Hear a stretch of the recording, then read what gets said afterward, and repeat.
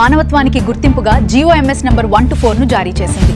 ఈ జీవో యొక్క ప్రధాన ఉద్దేశం అవయవదానం చేసిన దాతలకు రాష్ట్ర గౌరవం. బయలుదేరారండి, వారు కూడా అక్కడికి వస్తున్నారు. సందేశం ఉంటుంది, మీరు మళ్ళీ త్వరగా మీ కాలేజెస్కి వెళతారు. ఇప్పుడు ఈవేళ జాతీయ అవయవదాన దినోత్సవం మన భారతదేశంలో కూడా 1994 ఆగస్టు 3వ తారీఖున ఫస్ట్ ట్రాన్స్ప్లాంటేషన్ జరిగింది ఎయిమ్స్ లో, ఢిల్లీలో.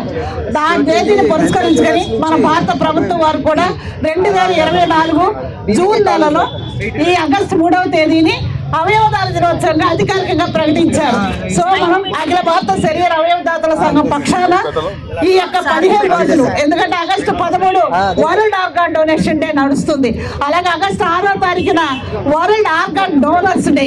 ఎప్పుడు మనం ఈ యొక్క ఆగస్టు మాసంలో అవయవదానాన్ని ప్రోత్సహిస్తూ ఈ గత 2.5 దశాబ్దాలుగా శరీర అవయవదానాన్ని అవగాహన పెంచడానికి ప్రజల్లో మనం ఈ ర్యాలీలు, అవగాహనలు, సెమినార్లు త్రూఅవుట్ ది ఇయర్ నిర్వహిస్తున్నాం. కానీ ఈ 15 రోజులు ప్రతి జిల్లాలో, ప్రతి చోట, ప్రతి విద్యా సంస్థలో మరి విద్యార్థుల చేత ఈ ప్రతిజ్ఞ చేయిస్తూ కాబోయే రేపటి నాయకులు మీరంతా, పౌరులు మీరు, సమాజాన్ని మానవీయంగా ప్రేమతో నింపడానికి మీరంతా సన్నద్ధ అయ్యే వ్యక్తులు కాబట్టి, మా భవిష్యత్తు ఆశాదీపాలు మీరే కాబట్టి అవయవదానం ద్వారా ప్రేమను చాటుదాం.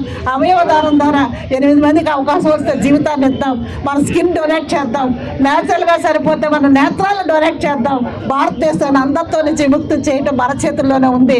అట్లాగే అంతిమంగా మాలాంటి పెద్దవాళ్ళందరం కూడా మరి సహజంగా మరణిస్తే మా బాడీస్ని ఆంధ్ర మెడికల్ కాలేజీ వైద్యరంగ విద్యార్థులకి పరిశోధనల కోసం ఇస్తున్నాం. మా నేత్రాలను దానం చేస్తున్నాం. అట్లాగే మా అస్థిపంజరాన్ని కూడా ఆర్థోపెడిక్ సర్జన్స్కి ప్రయోగాల కోసం మా అస్థిపంజర దానాన్ని కూడా టోటల్ బాడీ